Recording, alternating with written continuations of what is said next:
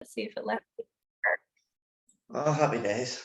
Okay, awesome. Welcome, everybody. It's so great to see all you here. If everyone is just coming in, if you're able to turn on your camera, please do. It's so lovely to see everybody's faces. Of course, if you're in a situation where you can't, I understand, but go for it if you can. And I was just saying before, probably a lot of you joined, that I'd love to hear from everyone in the chat as to what they're excited to learn tonight. Like, what are you really interested in regards to discipline and self-esteem? How do you see this knowledge maybe having an impact on your challenge or having an impact on your goals right now? So go ahead and throw any thoughts on that into the chat. And as we kind of kick off here. So a few bits and pieces before we start. We are, obviously, I'm going to be presenting some material tonight, but there's also going to be a couple of opportunities to interact through a fun little interactive slide software I have called Mentimeter. So I'll explain a little bit more about that when we get there. It just means going to a website, popping in a little code, and then answering a question. The nice thing about Mentimeter is that it allows us to answer the question completely anonymously. And so that can be nice sometimes. So we'll explain more about that when we get there.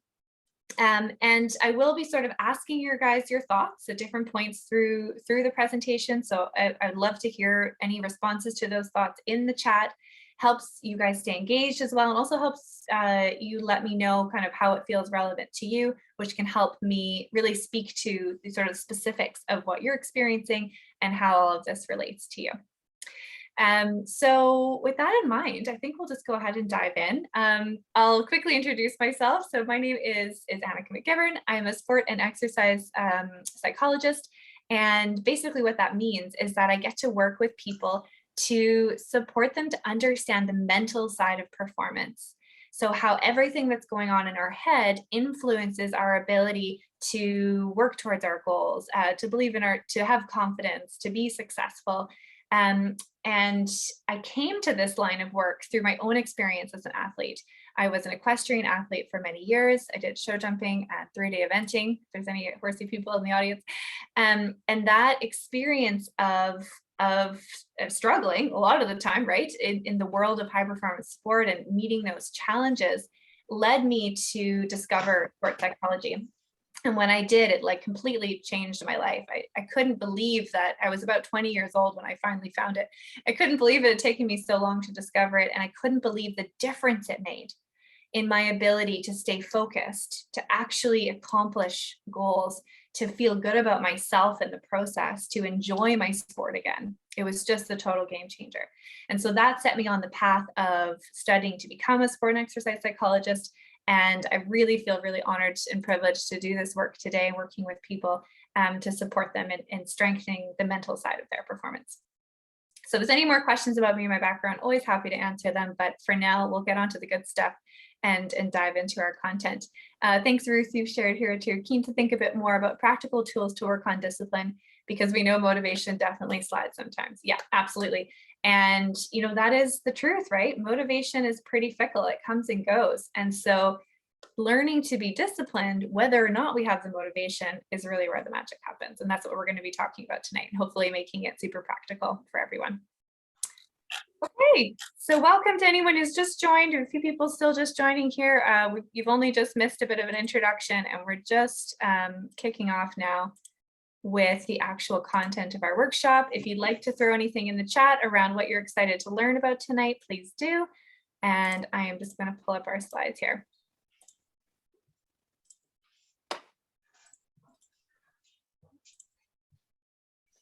Okay, so self-esteem and discipline, really this is about building lasting confidence in ourselves. So that we're not struggling with the experience of our confidence and our self-worth kind of always being in flux or always coming and going.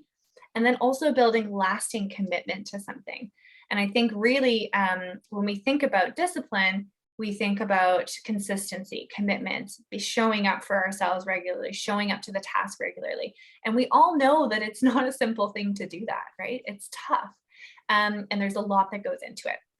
So our plan for tonight is to really dig into these two things and make it really tangible, make it really practical, and equip all of you with some tools and ideas to bring with you through this challenge, but not just through this challenge. I know that these tools are going to serve you way beyond this challenge in all sorts of different areas of your life. So I want to start by posing this question to everyone. If you had no sources of external feedback, okay, so if you didn't have anyone around you sort of telling you who you were, or if you didn't have any sort of feedback from the environment giving you information about who you were, what would be left?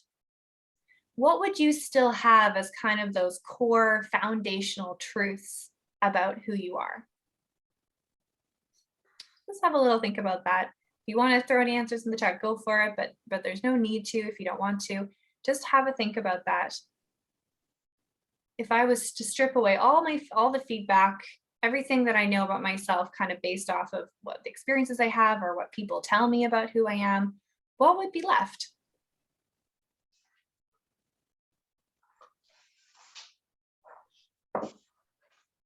So for many of us, this can be a really difficult question Yeah, I because find that quite difficult.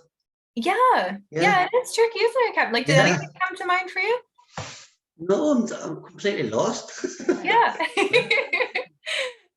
Fair enough. Yeah. That's what everybody else is, to be honest. Yeah. But still, you still have that without being told that. Yeah. And really what that shows us, right? And I think probably most of you are having that experience right now. I'm not really sure. It really shows that the majority, if not all, of what we feel we know about ourselves, what we feel to be true about ourselves, is information that we get from something external to ourselves. Okay, so whether that's the people around us or the experiences that we have, we use all that information and all that feedback constantly to tell us to understand better who we are. Okay, and much of that is just kind of the natural way that we are as people. But as we're going to discover here, that also having that be the only way that we understand who we are can leave us a little bit vulnerable. And so what we're going to be talking about today is how do we get a better sense of who we are in the absence of any external feedback, of just who we are ourselves? And how do we start to really believe in ourselves, even if in the face of other people, say, giving us negative or difficult criticism, or in the face of people or experiences or events that are really difficult. So what do we do, right? We want to be able to determine this for ourselves. And so hopefully we'll be building a better understanding of that now over the next hour. So here's the plan. We're going to break down self-esteem and understand what's going in there and then kind of put it back together so we understand it. We're going to look at the relationship between self-esteem and our ability to stay disciplined, because there's a very powerful relationship there that has a huge influence over our ability to stay committed. And then we're going to look at some really practical things around how do we boost our sense of discipline and commitment to what's important to us and keep taking action. So let's start by really taking apart then, so what is self-esteem? So self-esteem is an evaluation of self-worth. Or in other words, it's our sense of how worthy we are or how good we are as human beings. And what's really interesting is that we're taught from a very young age to actually tie our self-esteem to things beyond us or things actually beyond our control. So we're taught to sort of tie our self-esteem to materialistic things like, okay, if I have a certain type of car, or if I'm making a certain type of income, or if I'm able to travel or own a house, or if I'm able to find a partner and have a family, or whether I'm sort of reaching goals and impressing people. All of that is what we're taught to use as sort of a determinant of whether or not we're worthy. Yeah, and thanks for sharing that, Kaylee. It's so common, right? And you're not alone in that. Like, this is really kind of the way that our culture sets up the answer to the question, how do I know I'm good enough? I know I'm good enough if I'm accomplishing things. I know I'm good enough if I am making a certain amount of money, if people love me, right? That's what makes sense to us. That's the way that our kind of reality is structured. But the problem with this is that all of this stuff, although we have influence over it, of course, we have influence over how much money we make and opportunities we have and the relationships we find, none of it is 100% in our control. None of it. There's always external factors that are influencing these things. And so what it means is that we're basing our self-worth, our evaluation of our self-worth, on very shaky ground. If we're lucky, if things go well and we get to feel good about ourselves. If we're not so lucky, things don't go well and we don't get to feel good about ourselves. And this places us in sort of a pattern of emotional turmoil where sometimes we're okay and sometimes we're not, and we're constantly being sort of dragged around by the external events of our lives. We're kind of a victim to the external events of our lives. We only get to feel good about ourselves when things are going well, or we feel that we're meeting these kind of big expectations. And so this is really unsustainable, and it leaves us feeling really shaky in our self-esteem. So let's have a look at what really is happening here when we really break self-esteem down into its parts. If we start to say, okay, we're going to try to find something deeper than just basing our self-esteem off of the things that I have in my life or the people that I have in my life, things that are external to me. If I'm going to go deeper and I'm going to start to figure out what's really at the heart of this, we find these two factors here, okay? So self-efficacy is when we believe that we're capable of growth and learning, that we actually have the ability to learn whatever we need to learn, to develop the skills that we need to develop in order to reach our goals, in order to be successful. It's kind of like saying, I believe I can be successful. I believe in the possibility of my success. I believe in the possibility of reaching my dreams, of having the life that I want. I believe I'm capable of making that happen. Struggled with this in the past. Oh, sorry, go ahead, Kevin. I struggled with this in the past. Okay. Probably about 3 years ago, actually, just after I met you. The last time on our mastermind, I struggled with this. Just not thinking that I was capable of or worthy of success, of owning the gym and stuff like that. And it took me a while to overcome that. But once you do overcome it, it's a real good skill to overcome. Really is. When you start believing in yourself, massive. Yeah. You need to take action. You need to just do the things. Yeah. Yeah. It's all about getting to a point where we can start taking action in order to then prove this to ourselves, to prove that we are capable. If we never get to a point where we can take action, we miss the opportunity to prove it to ourselves. And then it never feels true. Right? Yeah. Okay, so this is a huge part of that. And the other half then, just to be really clear, okay, so what are we talking about when we say self-worth? Self-worth is believing that you're good enough, believing that you are worthy of love or success or whatever it is, the kind of good things in your life. It's about saying, I actually truly love and value myself as a human being. And the more conditional our self-worth is, the lower our self-esteem is. So the more our self-worth is conditional on other people telling us we're great or making a certain amount of money or being a certain weight, the lower our self-esteem is. The more unconditional our self-worth is. So that's when we say, I'm good enough just because I am, because I got up today, because I am alive and I'm a human, and I don't need any kind of external validation to tell me that I'm good enough. I'm good enough just because I am. That's unconditional self-worth. And the higher our unconditional self-worth is, the higher our self-esteem is. So our experience of self-esteem, of being good enough, is directly related to these two things. And we have to think about addressing both of them in order to really build a solid foundation of self-esteem for ourselves. So I want to ask everyone to just think about this, and feel free to share in the chat, which one of these feels more difficult for you? Does it feel harder to really believe that you're good enough, or does it feel harder to believe that you're capable of improving and growing and meeting challenges?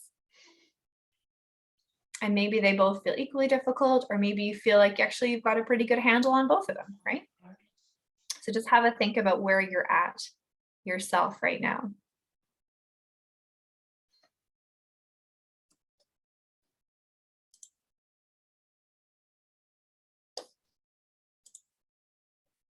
Okay, yeah, self-worth, struggling with both.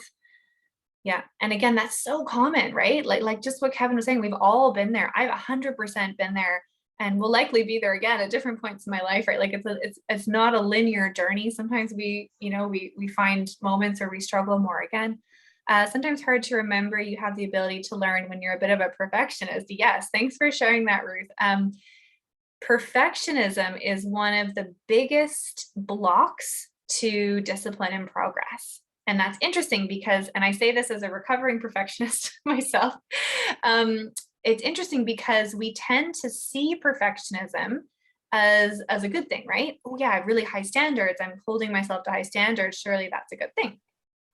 But interestingly, perfectionism is a bit of a hidden enemy. And we're actually going to talk about that in a moment.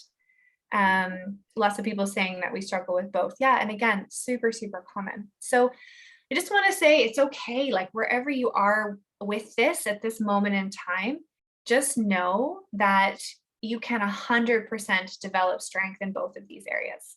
100%. There's no doubt in my mind that every single person here in this call can develop strength and start feeling different about themselves in these two different areas. Do you think you go through for them, like whenever I didn't think I was good enough to own a gym, and then I did own a gym, and then I think if you kind of progress on the different stages of business, the higher you go through them all again, back into the same thing, and then you have to take more action, prove to yourself you are worth it, prove to yourself you're worthy of it, and then you start climbing and go kind of like you go in and out of it every time you progress or try something new, or even think about something new. Every time you hit the new edge of your comfort zone. Yes. Yeah, which is always expanding as we take more action and as we to ourselves. Absolutely. Yeah, such a good way of putting it. Yeah, and Jody, thanks for sharing that. And I think that often when we have a real identity shift, so that's really common for us as women, and it can happen for men too if they choose to stay home with children in their early years, is that suddenly our identity goes through this massive change. We saw ourselves, and we may have had a lot of self-esteem and confidence in our previous identity. It may have been more tied to career or independence, and now it's changed into something different. And so yeah, just know that that's really, really normal, and that again, that through taking action, we can 100% build that back up again. Well, thank you everyone for sharing there. Thank you everyone for being honest as well. Yeah, it's huge. Okay, so we're going to do our first Mentimeter here. So what I'm going to do is just pull down my slides. I'm going to pull up our Menti screen, and there's a couple different ways to access this. I'm going to put a link in the chat right now that you will be able to just click, and that will bring you right to the point where you can enter a response to this Menti. Alternatively, if that's not going to work for you, if you want to do it on your phone, say, then I'll just invite you to go to www.menti.com, just as it says at the top here, and pop in the code 6414276. And what I want you to think about is what's the answer? What comes to mind when you go to complete this sentence? When you feel about the goals that you have, that you feel stuck with, that the things that maybe you feel like you're not good enough to do or not good enough to accomplish, okay? What comes to mind as the do what I want to do because what comes up for you? And just to note again that every single response here is completely anonymous. There's no way to know who put in what. So feel free to just sort of encourage everyone to be open and honest and share. Life puts things in my way. Okay, yeah. I need to put others first. Yeah, I hear that one a lot. I feel I need to know more, so I don't have the knowledge yet. Yeah, what it takes. I don't have the confidence. I'm scared to set a firm goal in case I fail to achieve it. I have a lack of confidence again. I run out of time. I get easily distracted. Yeah, no confidence. Okay, so confidence is a real theme here. I never have the time. Yeah, okay. Thanks for these shares, guys. I'll just leave it up another minute here to see who else wants to jump on and pop theirs in there. So just notice there's some real themes here already, right?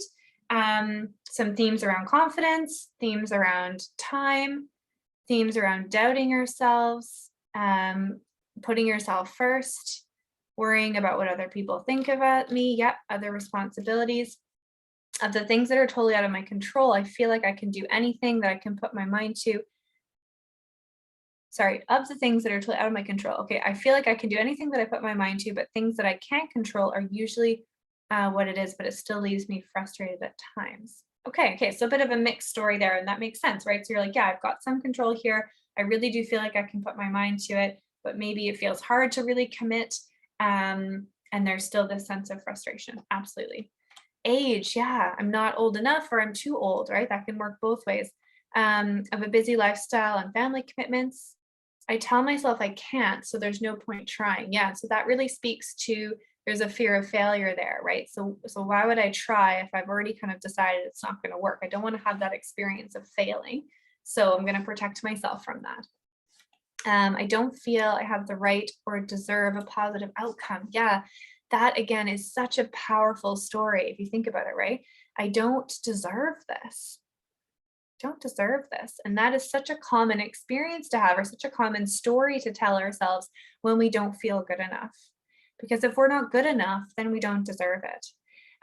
So a low sense of self-worth kind of fuels and justifies that story of not deserving something. I'm scared to make more time for me, putting others first. Yeah. Family and getting time for everything for myself is really hard. Yeah. I don't want to look at a place and a failure. Yeah. So again, themes around not wanting to fail here, that being really uncomfortable. Themes around it's hard to put ourselves first. What does it mean to put ourselves first? And what does it mean to, does that say something bad about me? Okay. So everyone, thank you again. I always let other people's opinions matter most. Okay. Yeah. So there's some really powerful stories here, aren't there? So just have a look through these, right? I'm just going to scroll through them one more time here so we can kind of peruse through. Have a look through these stories and just think about what it feels like to see all of these stories shared all up on the screen together and to see the themes and the patterns that are emerging.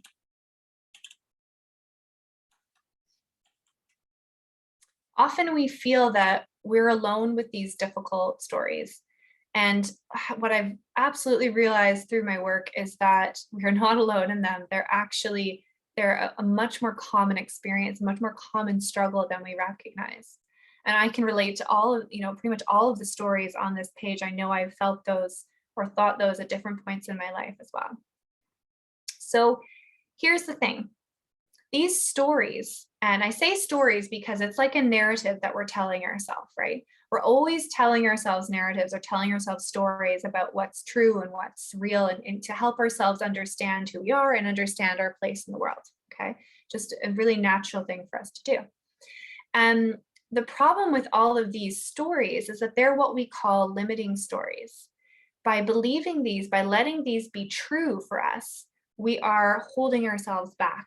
We're holding ourselves back from really valuing ourselves, from really developing that self-esteem.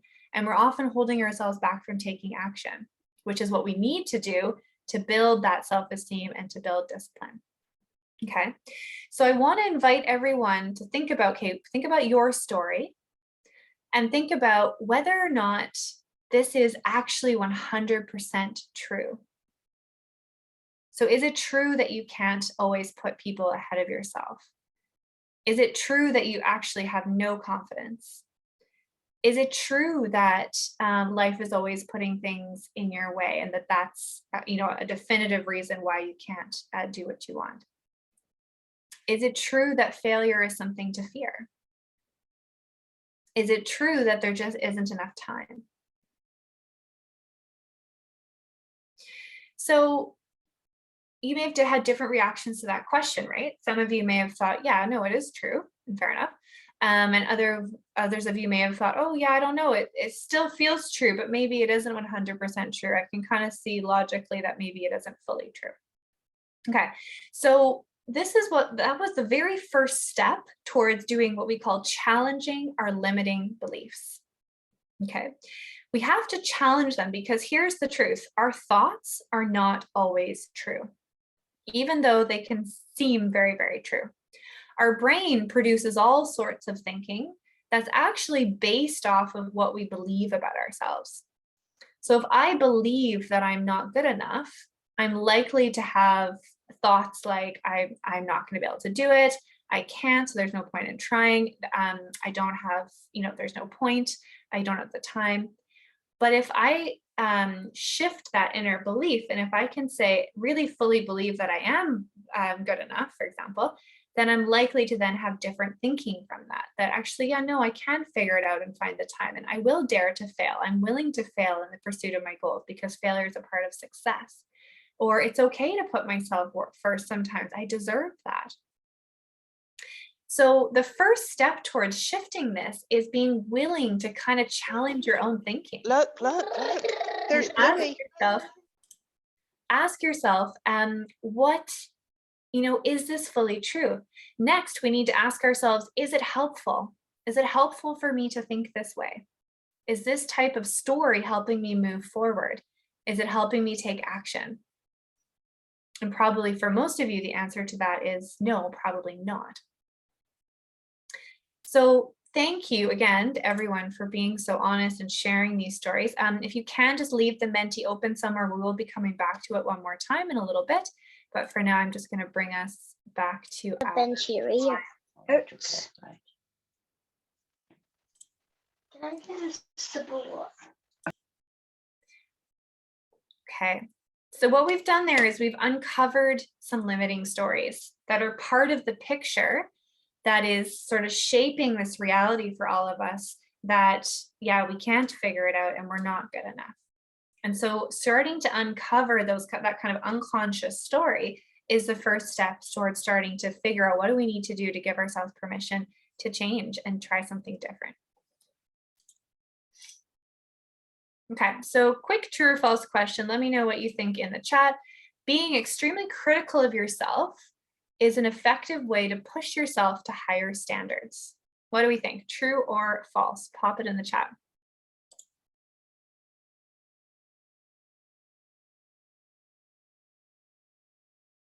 We've got a true, we've got a false.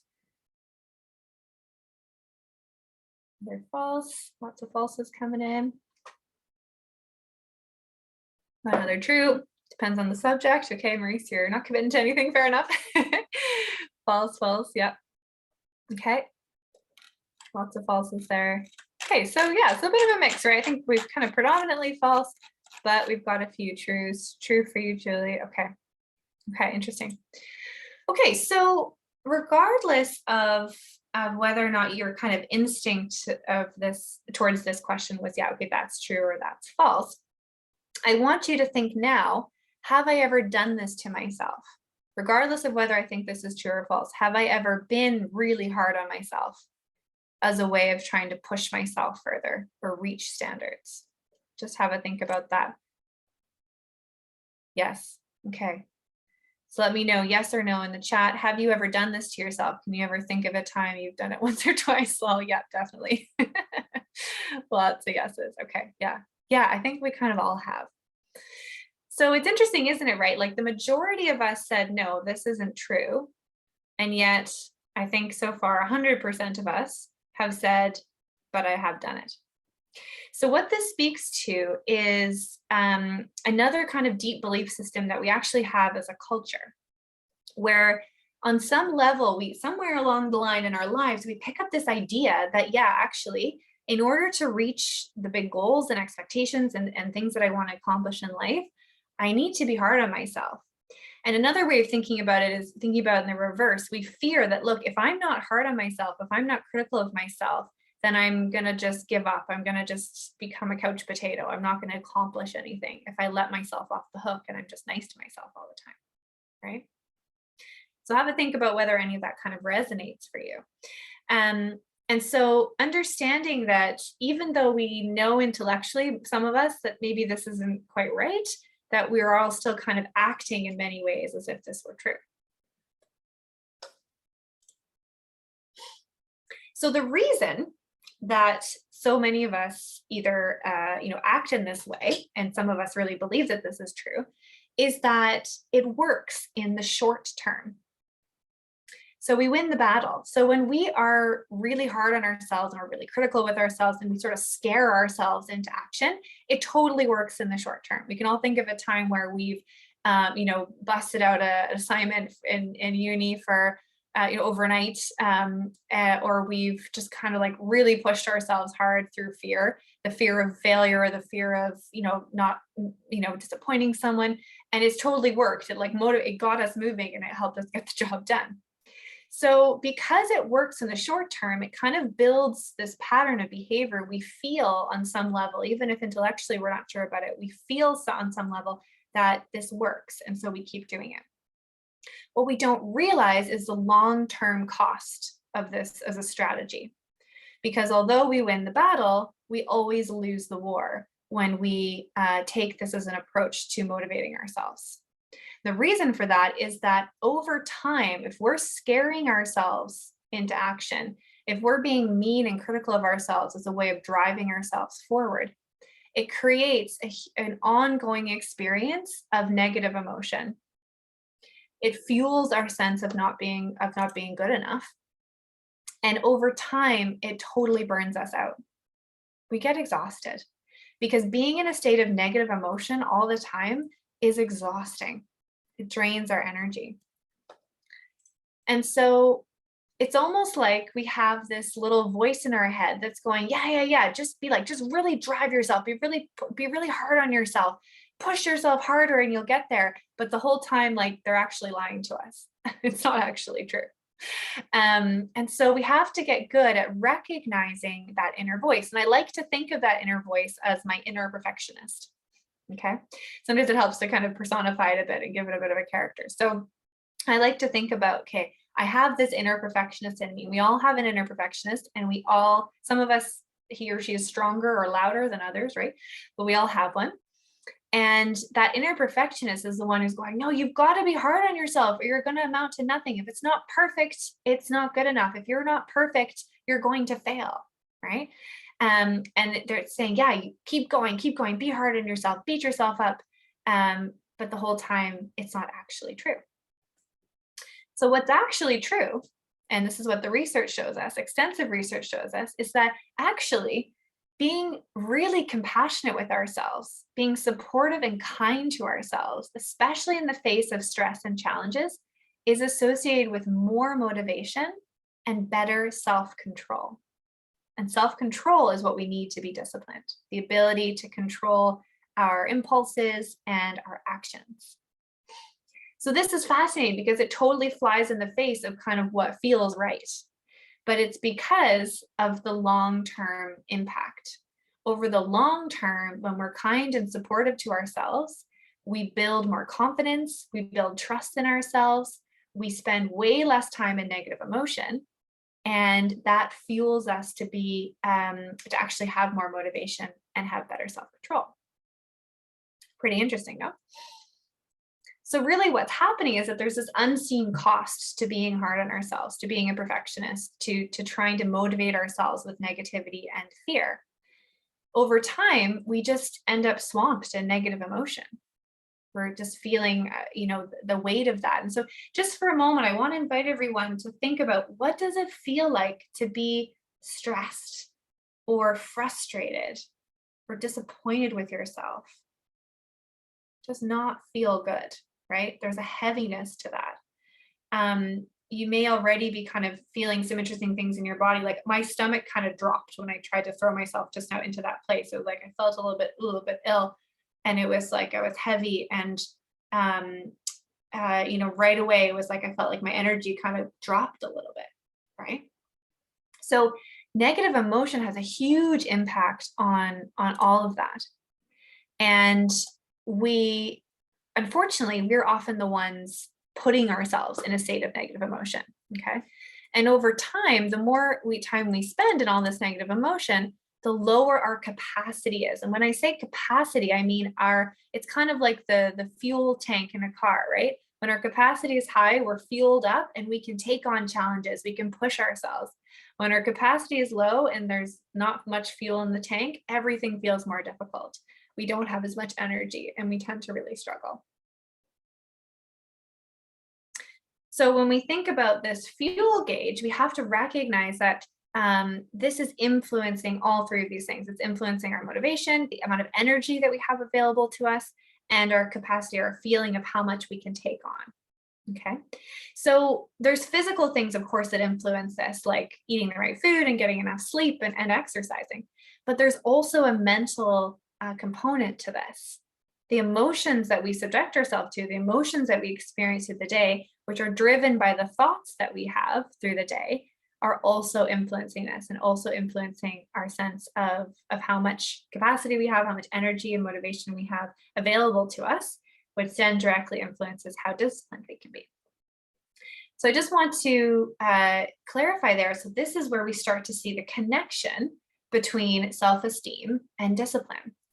So when we have high self-esteem, when we have high self-efficacy and high self-worth, we tend to be a lot nicer to ourselves. We're not as hard on ourselves, right? We step into that more compassionate place a lot more often. As a result, we spend way less time in negative emotion. And that actually gives us more energy, gives us more focus, gives us more capacity and motivation, which then allows us to be more disciplined and committed. So the work that we do on ourselves to really to work on those beliefs, to challenge those stories, to start taking action and proving to ourselves that we are good enough, that we are capable, is an essential piece of the puzzle to becoming more disciplined. If we don't do that, it's always going to feel like a struggle because we're going to be keeping our tank on empty.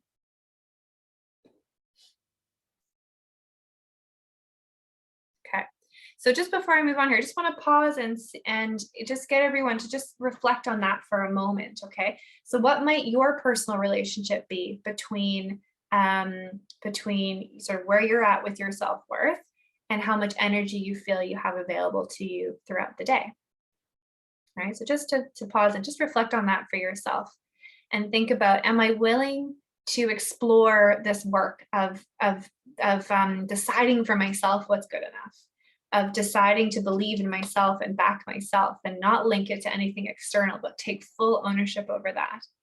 And am I willing to therefore, give myself permission to experience less negative emotion? Because we only need the negative emotion if we feel like it's what we're using to chase ourselves forward. If we're not trying to scare ourselves towards our goal, then it doesn't make as much sense to make ourselves feel guilty or make ourselves feel upset or stressed or frustrated. It doesn't make as much sense to focus on that anymore. What makes sense is just to focus on, well, what do I need to do to work towards my goal, right? If something goes wrong, instead of feeling guilty and ashamed and frustrated about it and beating yourself up over it, we can say, okay, I know that's okay. What do I need to do to learn from this? What's my next step? How can I come out of this? How can I be resilient through this and learn something and come out a bit stronger as a result? So the negative emotion, not only does it drain our capacity, it's also a huge time waster. We spend all this time kind of spinning around in negative thinking when we could be focusing on the next step or what we have to learn. Oh, there we go. Perfect. Somebody unmuted by accident there. Okay. So what I want to share with you here is there's two different ways that we can go about pursuing our goals. Okay. So number one is by being incredibly task orientated. So this is where we say, look, all I'm going to say to myself, all I'm going to set for myself as a goal is that I just need to be consistently improving. Okay. That's the name of the game. What's important to me is to really master this, like to get really good at the skill. So whether that skill is eating healthier or the exercises or running or public speaking, whatever it is, we're looking at it from a skill perspective.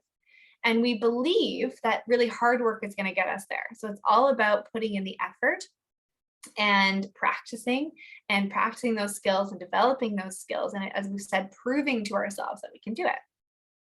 And number four, we use self-reference criteria, which means, again, that we're not relying on external feedback to let us know if we're doing a good job. We say, okay, I'm going to determine whether or not I'm doing a good job. I'm going to decide what it means to be successful here. And I'm going to measure myself against my own progress. So this approach is something that really supports us to buy into the beliefs and strategies that support more self-efficacy and self-worth. In contrast to that, what we sometimes fall into is the ego-oriented approach, okay? And this is where we feel that instead of just improving, we feel like we have to constantly demonstrate our competence. We have to prove that we're good enough by being the best, or hitting a certain weight, or eating a certain way, or making a certain amount of money, making a certain amount of money, right? So the focus is on demonstrating competence instead of just improving and getting better from wherever you're at. Number two, we prefer to win through equal or lesser effort as compared to others. So the focus here is that we just want to show that at least we're better than everyone else. And so instead of focusing on mastering the skill, again, we're protecting our ego. We're trying to protect that inner perfectionist, is saying it has to be perfect, we have to be the best, or we're not good enough. And that's where our focus goes. We get our confidence then by just outperforming others. And as you can imagine, if we fall behind then and other people are doing better than us, that rocks our confidence. Because again, we're basing that off of an external source instead of just saying, no, I know I'm doing the right thing because I'm working hard at this. And at the very last one, then we're constantly referencing our progress based off of what's around us. So we're always comparing ourselves to other people as opposed to just comparing ourselves to ourselves and our own progress. So when we fall into an ego orientation, it means that we're handing away our control, we're handing away our power here. We're allowing everything around us to determine our feeling of being good enough. And because then we feel like that feeling of being good enough is constantly in jeopardy, that we have to constantly prove it over and over again, that becomes our sole focus. If we can shift more into a task-oriented focus, it means that we're saying, actually, no, this isn't about proving that I'm good enough, because I'm choosing to believe for myself that I am good enough, that I am worthy. It's not something I have to prove. I just am. And that frees up our focus to go, okay, well, like, what do I have to learn here? What do I want to improve? What skill is really important to me to master? And so this shift in terms of any kind of performance that we're trying to work on, whether it's in the gym or in a sport or in our work, this shift towards orientating around the task instead of orientating around our ego really helps us shift mindsets and get into that different frame of mind. Another way of framing this is that really what we want to do is strive for excellence, not perfection. So what's the difference, right? Some of you may be thinking, well, surely that's the same thing, but actually they're not, okay? So excellence is about managing our mistakes well by learning from them, okay? So instead of not accepting mistakes. So the perfectionist in us doesn't want any mistakes, doesn't want to hear about any mistakes. When we're striving for excellence, we're like, yeah, no, there's going to be mistakes, but I'm going to make sure that I learn from them and manage them well. When we're striving for excellence, our focus is on always wanting to learn, always wanting to improve. Whereas when we're striving for perfection, we're just always wanting to look talented, to prove our worth again, prove that we're good enough. And so the striving for excellence allows us to consistently improve because we're constantly taking imperfect action. We're like, yeah, it's going to be messy. I'm probably going to be a disaster the first time I do it, but I'm going to go for it because I'm willing to be imperfect, because my focus is just on learning here and improvement. In contrast, striving for perfection means that we're always holding ourselves back because that fear of failure is hanging over us. We can't face the possibility of failing, and therefore we don't take action. And as was said before, we therefore miss the key opportunity to prove to ourselves that we can. So we all have a choice here, right? Where are we going to put our focus? What are we going to choose to strive for? Can we shift into that task orientation? Can we choose to strive for excellence? And can we recognize that this is the way to build both self-worth and discipline along the way?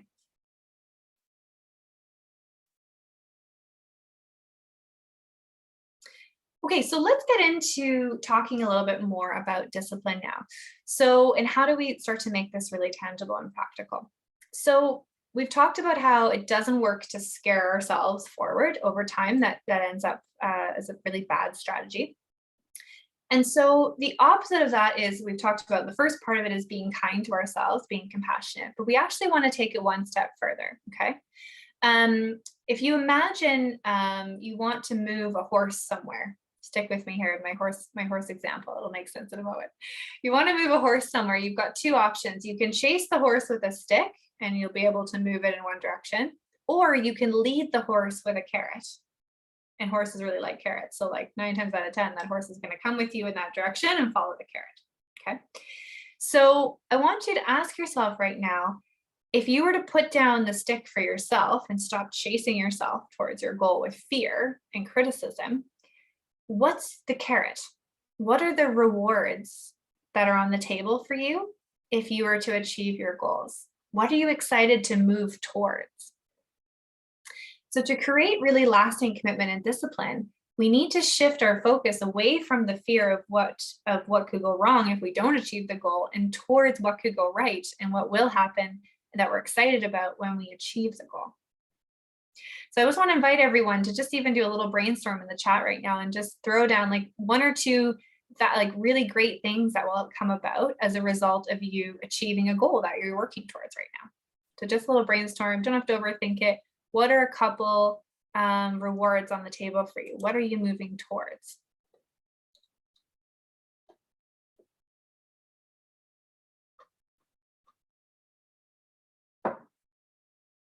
What do we think? Any ideas? And sometimes it's hard to think because we're not even used to thinking like this, right? Like we're so used to thinking about the things we're scaring ourselves with. Walking taller, love that. Feeling healthier, beautiful. Yeah, so really think about, Sharon, think about for yourself, what does that mean to you to feel healthier? Get into the details of that. How is that going to be? Why is that going to be wonderful? Same for you, Joseph, like what is it going to mean to walk taller? How is that going to feel? How is that going to impact you? Why is that wonderful? Just really making it tangible. More energy, love it. What else?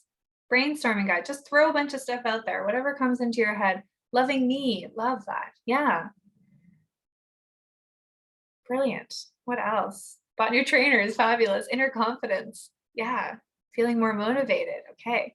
Having more focus, having more confidence. Fabulous. Okay. All really wonderful things. So keep thinking like that, guys. Keep challenging yourselves to say, right, what are the rewards?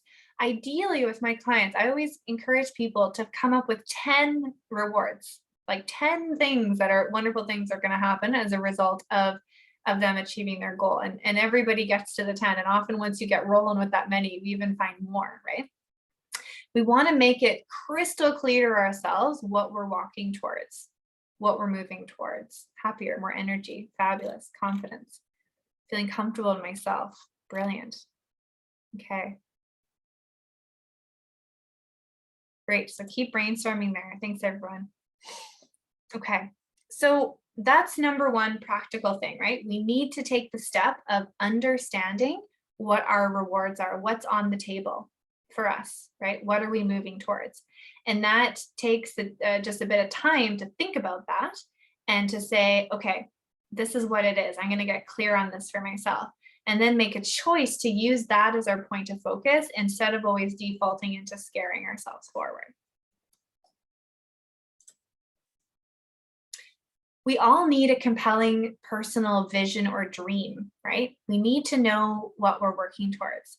So if we want to take this one step further, what we need to do is ask ourselves, okay, if I was living a really extraordinary life 5 to 10 years from now, what would that look like? If I was living a really extraordinary life 5 to 10 years from now, what would that look like? Have a think about that, right? What would you be doing? How would you feel in your body? How would you, what would you be thinking?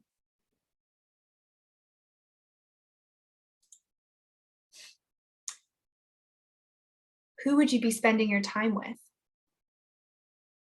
The more tangible we can make this, the better. Okay. And by building this compelling vision of like what it is we're moving towards, we're tapping into that focusing on rewards. So I encourage everyone to think more about this. And one of the exercises I'll be passing on will be supporting you to do just that.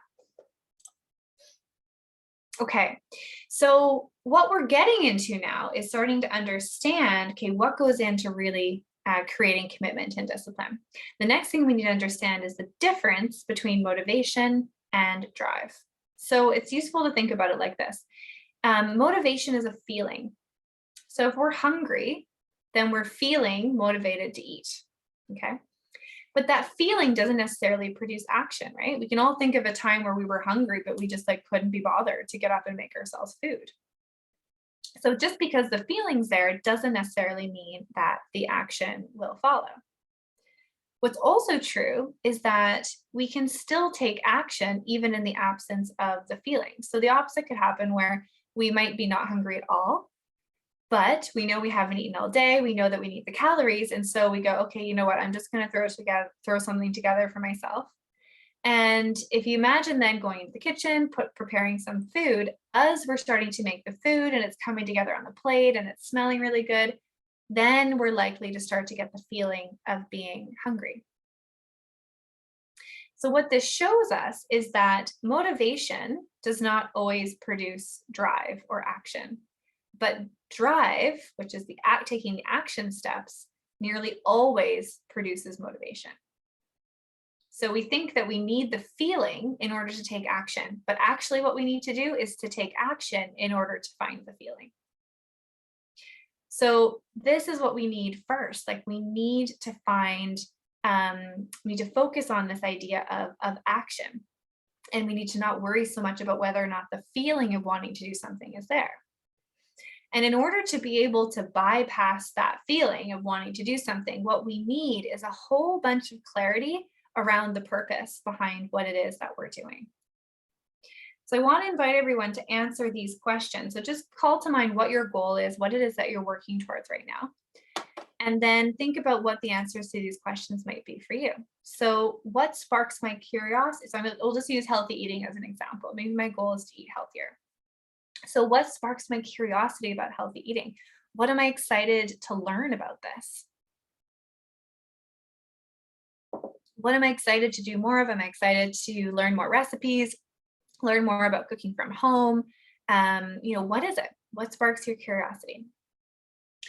Then if I master healthy eating, how could my life be different in 3 to 5 years? And again, you can see we're kind of tapping into that kind of future focused vision here of getting a sense of what we're working towards.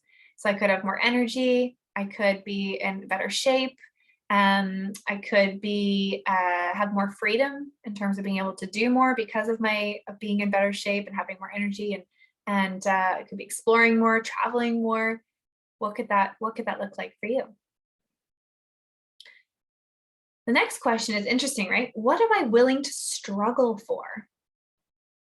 Am I willing to struggle? Because absolutely there's always struggle involved, right? In reaching big goals. And so if we know that our goal is healthy eating, am I willing to struggle a bit like that with that? And that struggle might look like moments where I'm like really craving something and that's difficult and uncomfortable. Or I might struggle in that, I actually just end up kind of falling off the plan for a little bit and eating unhealthily and being frustrated with myself. And that could be a bit of a struggle. It might be difficult to actually learn the new recipes. I could struggle with that. I may not enjoy the different food at first. Like there's all sorts of different elements of struggle. So we have to ask ourselves, like, am I willing to struggle for this vision? Am I willing to go through that? And then lastly, what do I want to look back and see that I have accomplished in 5 years? What's important to me? If I'm 5 years in the future and I'm looking back at everything that I've worked on, what do I want to see that I've accomplished? Where do I want to be at with that, with my eating, with my relationship with food? So I'll be sending on these questions to you guys for further reflection, but just have a think about, right, how does this apply to you? And this type of reflection helps us to get the clarity that we need to have a really strong sense of purpose around why something is important to us. And that sense of purpose is essential because that's the only thing that's strong enough to override whether or not that motivation is there. whether or not the feeling of wanting to do something in any particular moment is actually there. And it takes time and energy to get clear on this. And in my experience, I work with a lot of people with goals. One of the number one things that holds people back from accomplishing their goals is that they don't put in the time, they don't invest the time to really clarifying this for themselves. And once they do, everything changes. Like they have so much more discipline and commitment. The other piece of the puzzle here that helps us really build that strong sense of purpose is to understand our values. So values are words that represent what's really important to us about our lives, about who we are, about how we show up in the world, about how we treat other people, about how other people treat us.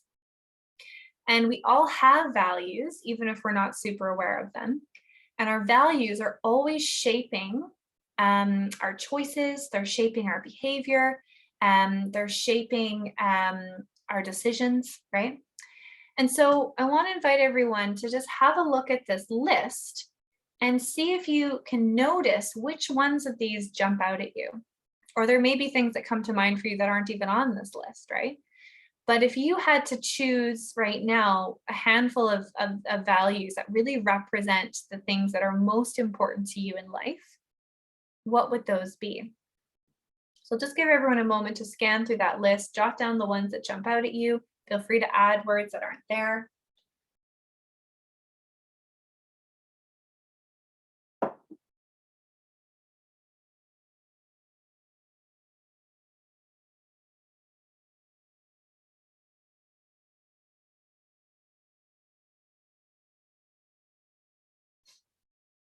And once again, it would be fab to see them in the chat if anyone's willing to share kind of like what the top ones are, even just one or two that are popping out for them. Go for it.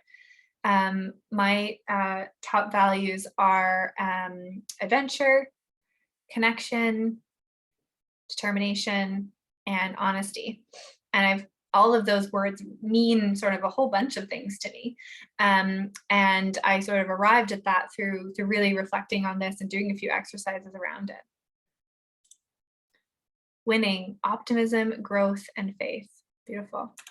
So have a think about what those words mean to you, right? So one word often represents a whole bunch of things. So for example, for me, adventure is about freedom. It's about new experiences. It's about challenge. So just think to yourselves, right? Really kind of flesh out, what do those words mean to me? What does that represent to me in terms of what's important and what really stands out to me in my life? Grace and joy, similar to temperance, but abstinence. Beautiful. Gratitude, calmness and courage. Lovely. Family, health, honesty, and connection. Fabulous. Health, empathy, family, poise, mastery, happiness. Beautiful. Integrity. Courage, health, and adaptability. Fabulous. So thank you, everyone. Keep sharing them there in the chat. It's really great to see. Have a think about what this means. If we're choosing to say, okay, I value health, what are the actions that support us to really live to that value, to honor it through our choices and our behaviors and our actions, and not just through our words? What we find is that we're really unlikely to achieve goals that don't align with our highest values. So this gentleman here is fascinating. He's a researcher. He's been studying human behavior for well over 30 years, particularly influence of values. And he has seen time and time again that where we lack discipline, where we struggle to be disciplined and keep moving forward and take action, is often where the thing we're trying to do doesn't click or doesn't align with our highest values, or we don't understand how they connect, right? So one really practical step that we can take is to make sure that we understand what the connection is between our goal and our values, right? So I want to invite everyone to kind of think about almost lining these things up, right? So what are my values? What's important to me in 2022? And you guys have all just identified that. As a side note, values can shift or move around in order of priority, right? Depending on the phase we're in our lives. And that's totally normal. And so it's actually interesting to think about checking in with your values, year to year, or maybe every 5 years, to think about, okay, how has this shifted for me? Maybe family is more important to me than it was 5 years ago. Maybe independence is more important to me than it was 5 years ago. Things are always shifting and changing. So if you were to write down your values, and then right next to those, write down the goals that you're working on right now, would you be able to see a connection there? Ideally, we want to be really clear on how our goals are actually supporting us to live to our highest values. So for example, if we have a goal to become stronger in our body, and we have values, let's say, of adventure and family, then we might look at that and say, okay, if I'm stronger in my body, I'm going to have more quality time with my family, more energy, be able to do more things with them. It's also going to support me to have more adventure in my life. I'll be able to say yes to more things, have more new experiences. Okay, yeah, so I fully understand now how my goal of strength is about so much more than just, looking a certain way or feeling a certain way. It's actually impacting on my ability to live my life in accordance with what's important to me. And that is so much deeper than motivation, so much deeper. It's so much more powerful. And so this is what we all want to start to tap into in order to develop a strong sense of commitment. We spoke about procrastination earlier, right? What I find is that when we really tie in with our values and we're super clear on our purpose, we actually naturally start to procrastinate less because we feel a sense of kind of a pull towards the thing. We actually get a sense of wanting to do more of it because we understand why it's so important to us. So have a think for yourself, right? Can I draw the connection between my values and my goals? If I'm not sure yet, if you're not sure yet, that's okay, right? We've got time to think about it and pull those connections together. It's just something that we want to start thinking about. Okay, so I want to invite everyone to come back to the Menti, and we're going to consider this question here. So what would you start doing immediately if you truly loved yourself, if you truly believed that you were good enough? And what might you stop doing immediately? So I'm just going to pull us back to our Menti, and I will change the question here. And I'll just pop that code in the chat, or the link in the chat again, in case that's handy for people to get back to it. Alternatively, you can go back to the website and put in the same code, or you may still just have it open and it should have turned over to the new question. So based off of what we've learned here today, based off what just sort of comes to mind when you ask yourself this, what would you start to do differently? What would you start doing, or what would you stop doing, or maybe both, if you really, really felt that you were good enough? If you truly were able to say, I love myself, I value myself. What do we think?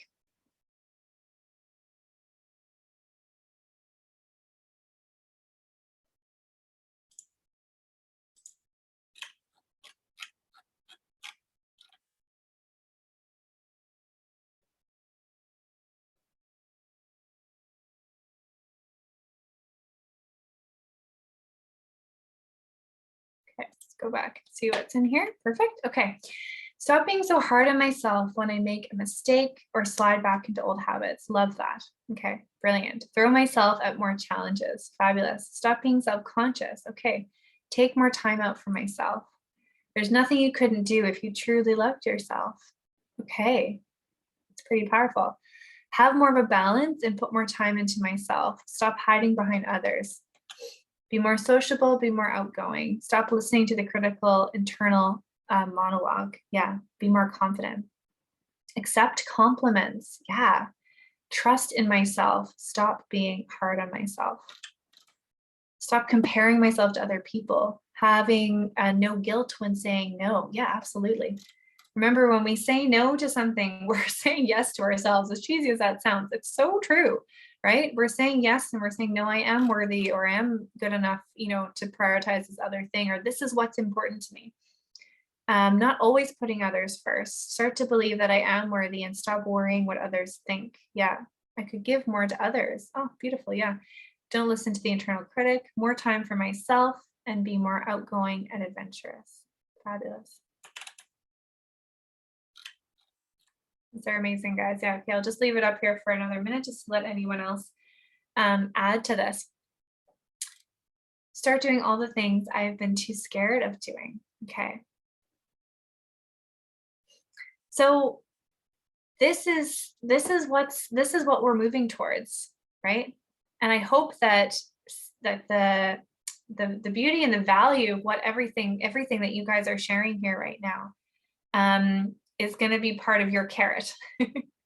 Part of the carrot that keeps you committed into the work of really challenging your own stories about yourself, of choosing to take ownership over your own self-worth and your own confidence, to say that I'm going to choose to measure my self-worth only against the things that I fully control. So examples of that might be, I know I'm good enough because I do my best to be kind to other people, regardless of how they treat me. I know I'm good enough because I'm working hard and I'm doing my best. I know I'm good enough because I'm always do my best to manage my mistakes really well.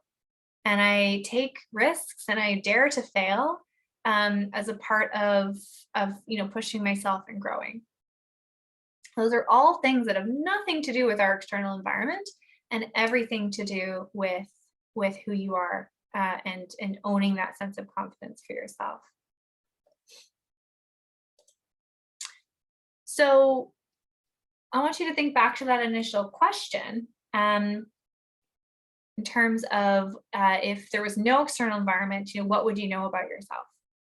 And so I want to suggest that the values you identified, those are really authentically elements of you, of who you are.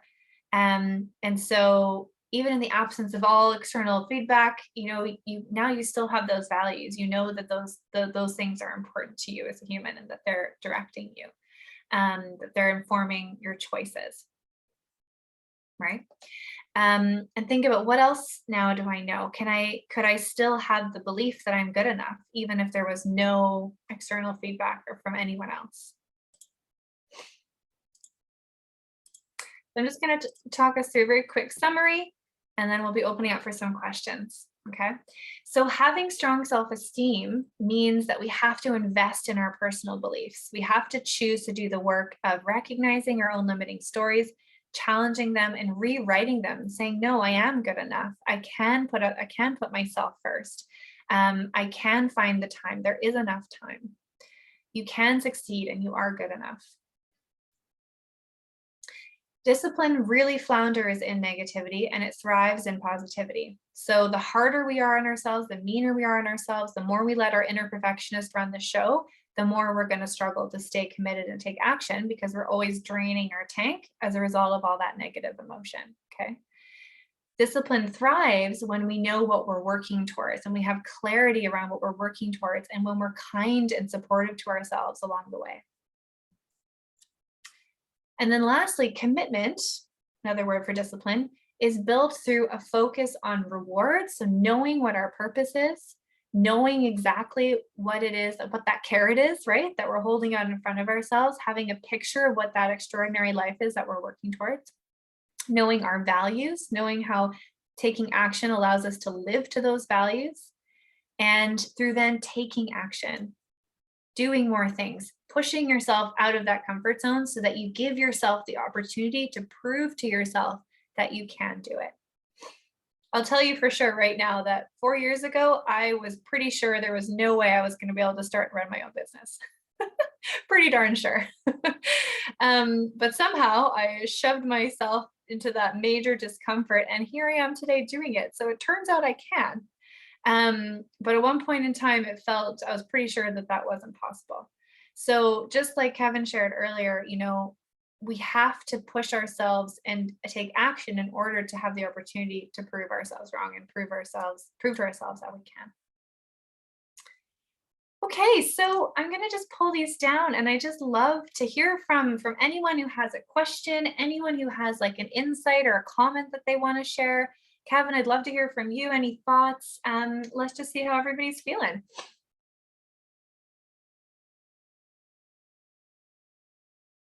You can pop something in the chat too if you don't want to unmute. Oh, wow. Some great stuff here. Okay. So self-confidence to me is doing the things you said you would do. I feel people who say they lack self-confidence are people who constantly make promises, plans to themselves, and then don't keep them. Yeah. Or follow through with them, because self-confidence is really the reputation you have with yourself. Yeah, I love that. You continue to not keep the promises you set to yourself, you will continue to not feel great about who you are as a person. And if you don't think great about yourself, then you're going to constantly care about what other people think of you. But if you continue to keep the promises you make to yourself, you won't care about what other people think about you, and you will start developing self-confidence. Yeah, really beautifully said, Darren. Thanks for sharing that. I often think about that in terms of self-trust, which I think is a really critical component to self-confidence. So yeah, if we don't follow through on our, as you say, on our commitments to ourselves, then we don't trust ourselves, right? And we can think about that in terms of, if somebody else kept telling us they were going to do something and they never did, we would naturally start to lose faith or lose trust in that person. And it actually works the same way with ourselves. And as Darren has said here, like the more that we can't trust ourselves, the harder it is to believe in ourselves and believe that we're good enough and believe that we can do it. And so absolutely that's all then impacting on our confidence. So yeah, fabulous. Thanks so much for bringing that up, Darren. It's a really great point and a really great thing. Again, it really highlights the necessity of taking action and following through and taking those commitments to yourself quite seriously. Yeah, fab. Amazing. Okay, any other thoughts or any other insights? Actually, I'd love if everyone would be willing to just share kind of like their top takeaway in terms of something that they want to think more about, something they found interesting, or something that they want to take action on in the coming days. That would be really great to hear as well.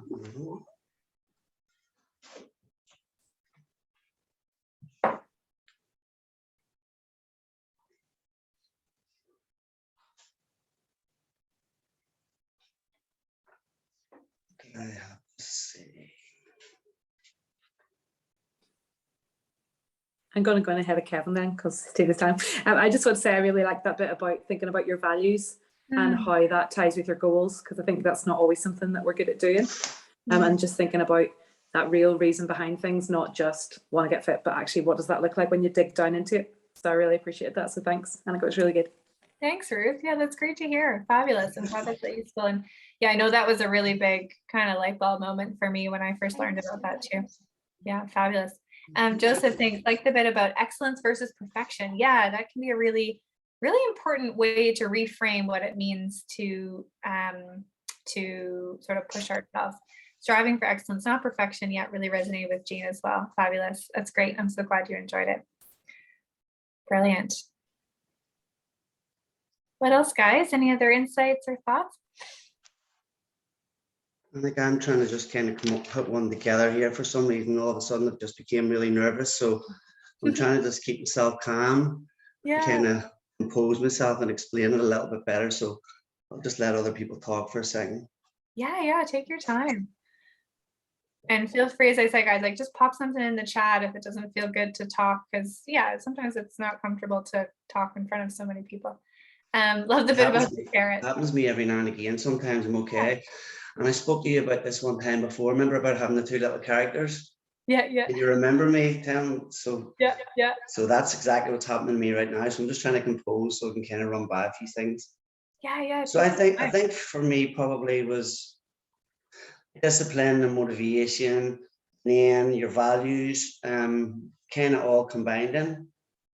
Obviously your values, whatever your goals are, you need to really value the things that you're trying to achieve to actually do them.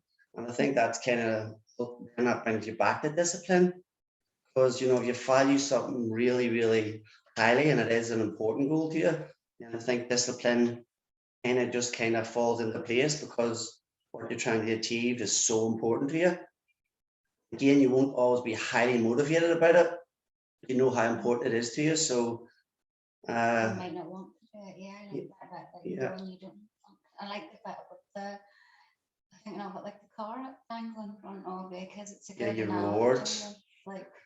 So I suppose discipline, I think one of the big ones there was, I tell my members this all the time, is being kind to yourself. Don't be having your expectations too high. Keep it small, and even small achievements can have a massive effect through time. So yeah, I like the way all that combines. I think it boils down to your values, really, doesn't it? You know, how important is it to you? I suppose it's like most of these guys at the gym are, you know, they've all got their own personal goals, but a lot of them lose weight, feel more comfortable and more confident. You know, how important is that to you? You know, have you got a list, like you said, you've got a list of reasons why it's important to you? Every now and again, check in with that list. And then guess what? Discipline will probably become a bit easier. Yeah, absolutely. Well said.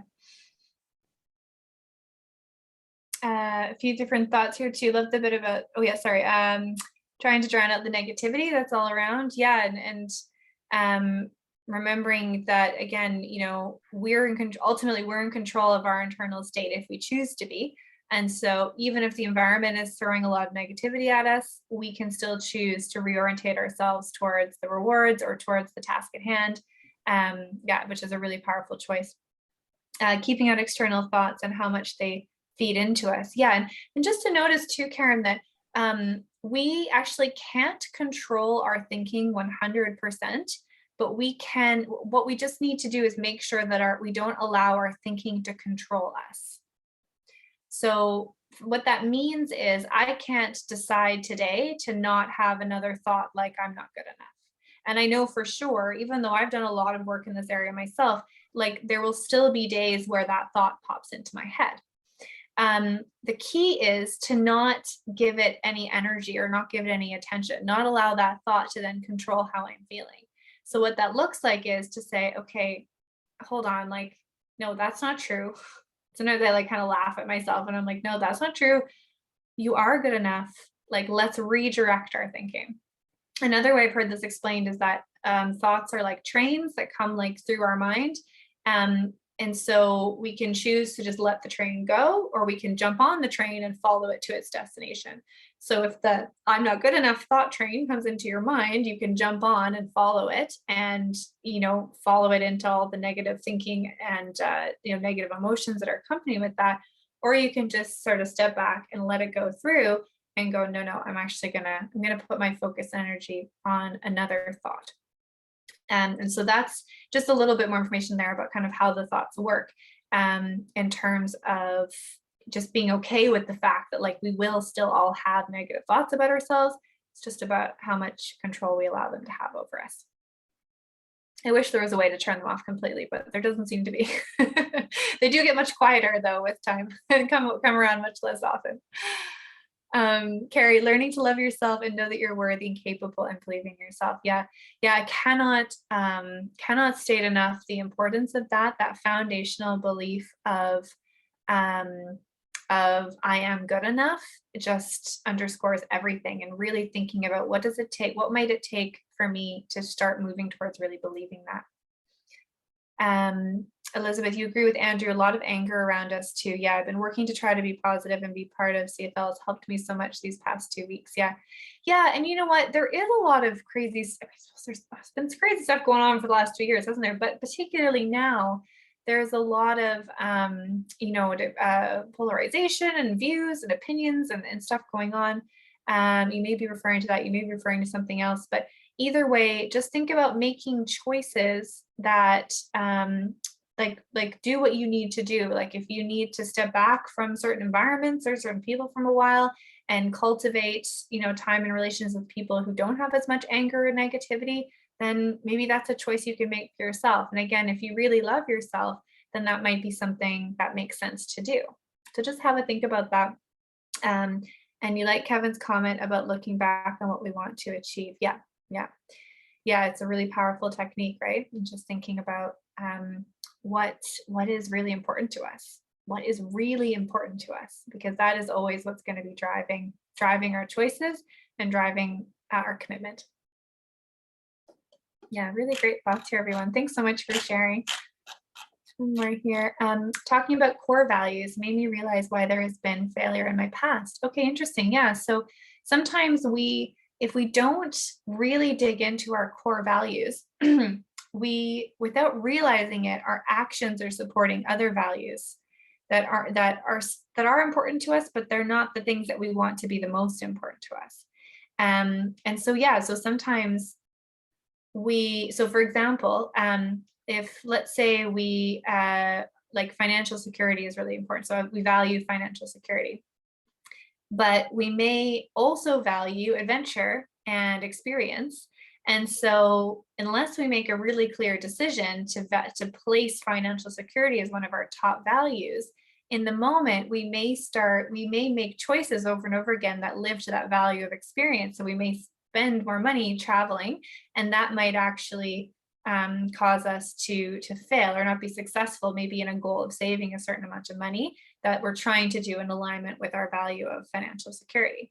So sometimes our values don't get along with each other, right? Like you might value financial security, and financial security might really not get along with adventure and now it could in other ways, right? Depends how you look at it. Two examples that really don't get along would be valuing stability in general versus valuing freedom. So someone who really valuing stability might mean, okay, I want to get a mortgage, I want to be settled. Really valuing freedom might mean, no, I don't want to be tied to anything. So there's just lots to dig into there around values. And I am going to send on some stuff around values for you guys to look at in the coming weeks, because there's lots there. And the more we can understand how they help us understand the choices that we've made in the past, right? And how maybe shifting our focus and shifting other values to the top of our list can help us make different choices. Arlene, brilliant session. Thank you so much. Lots to take away. Try to resist self and others' criticism. Yes, that's really key. Focus on positive results and self-worth. Know your support circle and what's important. Yeah, and thanks for bringing up that support circle, right? Like really, there's a lot of value in choosing to surround ourselves with supportive people and to let people know where you're at in your journey. Let people know who you love, that you're working on your self-worth. Share that with them. Talk about what that might look like. Often we get an amazing gift from the people who love us and care about us in terms of them being able to really reflect to us that we are worthy. So it can be a cool conversation to have potentially. Amazing. Awesome. Let me know, guys, if there's any other questions, any other comments here before we wrap up. So the plan is that I'm going to be sending on some simple but hopefully effective and powerful exercises for you guys to do on your own over the course of the next few weeks. I'll be passing those on to Kevin. He'll be sharing them in the group. And I think, Kevin, there's gonna be some points, I think, associated maybe with getting them done and kind of proving that they're done. So yeah, I'm going to look into it. And yeah. I think is there one for each week or something like that we're going to apply? Is that right? Yeah. Exactly. Yeah. So just one per week. So shouldn't be overwhelming. It should be just a small thing, maybe a commitment of 15 minutes a week, really, just to reflect and think and put some things into action. Yeah. So can I ask you just one question? Yeah. What's your opinion, or could you give me some information on self-talk? How important is people's self-talk? Because I hear a lot of this in the gym, and I'm very aware of it because I used to do a lot of bad self-talk about myself a few years ago before getting into personal development, and I do see a lot of people talking bad about themselves. Could you just kind of elaborate a wee bit on the importance of your own self-talk? Yeah, absolutely. And just to clarify, when you say self-talk, is it the way that you talk about yourself to others, or the way you're talking to yourself? I just hear people talking about themselves in terms of, maybe not being good enough, or maybe doubting their weight, or doubting they're ever going to shift the weight, or I'm always going to be like this, or, Yeah, it's hugely important. And the reason is that the language that we use also plays a role in shaping our reality, or shaping what feels true. So if you're saying to yourself over and over again, I'm not going to accomplish this, I'm not good enough, I'm not smart enough, I'm, fill in the blank there, that has the effect of making it feel real and making it feel true over time. Now, it's really important to note, okay, and this is where I think sometimes we get into trouble, that speaking well of yourself and speaking, with confidence about yourself is not the same as suddenly becoming egotistical and big-headed. And I think sometimes the fear of being perceived as egotistical drives us to belittle ourselves or talk down about ourselves, and not kind of step up and own positive self-talk. So it's important to recognize that being egotistical is like saying, I have nothing left to learn, I'm a perfect human, and nobody can teach me anything. And that's very different from confidence, which is where we say, actually, I don't know everything, I probably won't ever know everything, but I'm pretty confident that I can improve my skills, I can get better, I can do what I need to do to get where I want to go. And I'm happy to learn lots from everybody along the way, right? So actually, confidence and ego are nearly the polar opposite of each other, but sometimes we fear somehow tipping over into being egotistical by speaking better about ourselves and being more confident. Yeah, so it's really important that I can't stress enough the importance of starting to not just think differently about yourself, but also speak differently about yourself. And it may be uncomfortable at first. It may feel super weird to say, like, yeah, actually, I am going to smash this goal, or like, yeah, I am going to drop that weight. But like, lean into that discomfort, because if you can even just say that out loud a couple of times, it will start to feel more real. And I want to encourage everyone, if you're all in the same space together, sharing a gym, and you come, some of you I'm sure know each other and maybe connect with each other through working out, prompt each other to do that, give each other permission to do that by doing it for yourself. If you say out loud, yeah, actually, I am going to accomplish this goal, you're giving everyone around you permission to say the same. So it can be a real kind of cultural movement within the gym if everybody jumps on board. I think a lot of people in the gym are very, very encouraging, to be honest. Anyway, Yeah, a lot of support in the gym, and it's very good that way, to be honest. Everybody, if someone's going to lift the personal best, there's a lot of support, a lot of applause, and a lot of encouragement. So you're definitely getting that at the gym. That's one thing about all the guys are very, very, very supportive. That's fabulous. Yeah. So the next step then is to start supporting yourselves. So you're getting lots of support from around you. That's brilliant. Yeah. Can you set a new tone by also supporting yourself and doing that in a public way to give everyone else permission to do the same? Yeah, it's really, really important. Fabulous. Great. Thank you very much for that, Annika. Thank you. It's my pleasure. So great to see all of you here tonight, and really looking for, so just the final piece of information. So we'll be coming back together for a final kind of follow-up accountability session at the end of the challenge, where we can touch base on all the different exercises, get a sense of how far we've come with it all, and have any just kind of some more discussion and questions. So really looking forward to that. That's going to be at the end of March. And as I said, there'll be exercises coming for you every week. If there's ever any questions about those exercises, do not hesitate to ask. Kevin will share them with me, and I'll make sure that they get answered. Thank you so much, Annika. That was absolutely brilliant. It's my pleasure. Guys, thank you everyone for turning up tonight and being honest. Thank you so much. It means a lot. Well done. Yeah, it really does. It makes it all so much better when everyone shares. So so thank you. Yeah, brilliant. Fabulous. All right. Well, enjoy the rest of your evening, everyone, and I'll look forward to seeing you all in a few weeks. See you in a few weeks, Annika. Bye. Okay, bye-bye.